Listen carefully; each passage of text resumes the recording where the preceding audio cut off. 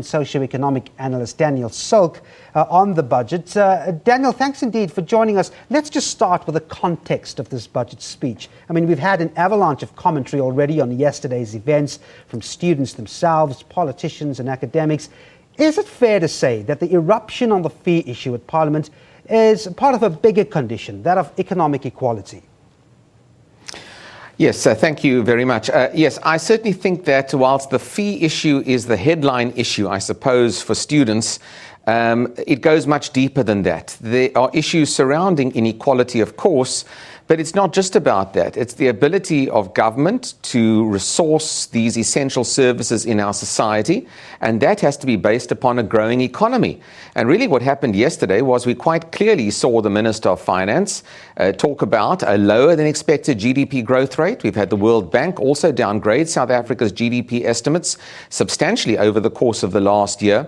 And both of these two issues are essentially tied in together. The inability of government to kickstart the economy, to move towards a desired, let us say, 5% growth rate, which the National Development Plan has spoken about. This really seems far away now for us. And if we're not going to succeed in growing our economy, there are going to be pressures on the fiscus. I think it's as simple as that. Some say they didn't expect it, but I would imagine it didn't help for the midterm budget to offer no contribution to alleviate the current problem in higher education, did it? Look, I think, too, that there was far too much expectation on that midterm budget yesterday. I mean, midterm budgets generally are midterm assessments of where the economy is. They don't really announce any major spending allocations or, for that matter, policy or taxation shifts.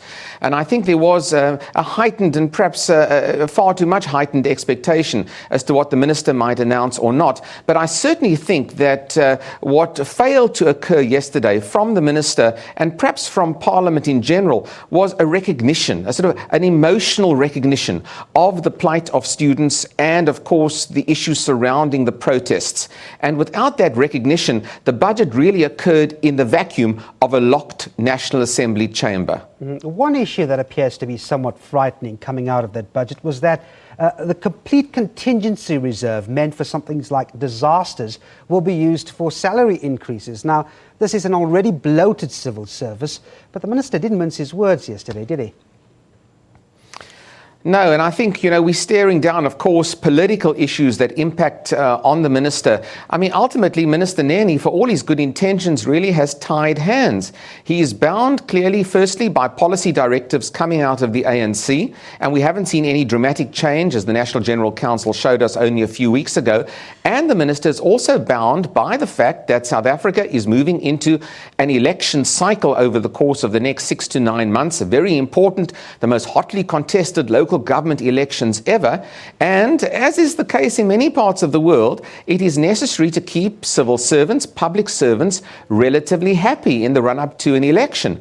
So when it comes to budgetary allocations, salaries and public servant salaries essentially get the nod or are prioritized in this heightened arena of political tension. As I say, it's not something unusual, but in our case in South Africa, I think priorities really need to be readdressed, but it's politically risky, and the minister is certainly not going to take these risks. Daniel, does the growing interest on our heavy debt concern you? It's sitting at 49% of GDP. How bad is that? Look, I think to our credit, and I think there's a legacy of very good fiscal management when it comes to a relatively moderate and generally acceptable debt to GDP ratio. Now, it's crept up, incrementally so, but I think that there is something also symbolic about it pushing the 50% point on the graph. And I think if we do see our debt to GDP going beyond that, there will be question marks, and this, of course, will result in the rating agencies really reviewing our ratings, which I think they are chomping at the bit to do.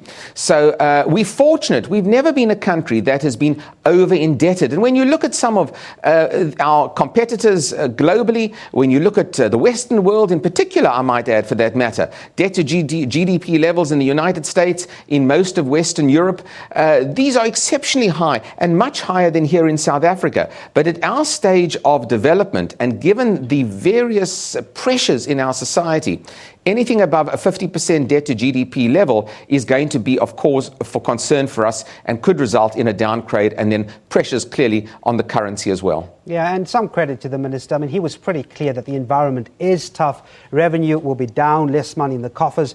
But he has said that all the departments have to come together on this one. Hey, so it's like a mini finance department for every other department in government. Yeah, look, I think government is serious about cutting costs, and I know that there has been extensive cutbacks on government expenditure across the board. There are anomalies and there are political issues which are the real constraints on the minister, and I do have a degree of sympathy for the minister. He's in the National Treasury. This is a core portfolio that has to really be the front office, in a sense, to the outside world. The statistics, in a sense, that the minister presents don't lie. They're the real deal, and whilst other ministries and others can put a spin on stats, the minister can't, and I give credit for that because he's got to steer a very, very difficult ship. But look, I think push is coming to shove in South Africa. We are staring down increasing debt. This is combined, of course, with lower GDP, and I must still say we've got far too many people in South Africa out of work and reliant upon social income grants and entitlements when compared to those South Africans in gainful or full employment. And that equation has to change quite dramatically to get us out of the current malaise in which we find ourselves in. Daniel, Silke, always a pleasure. Thanks indeed for your time.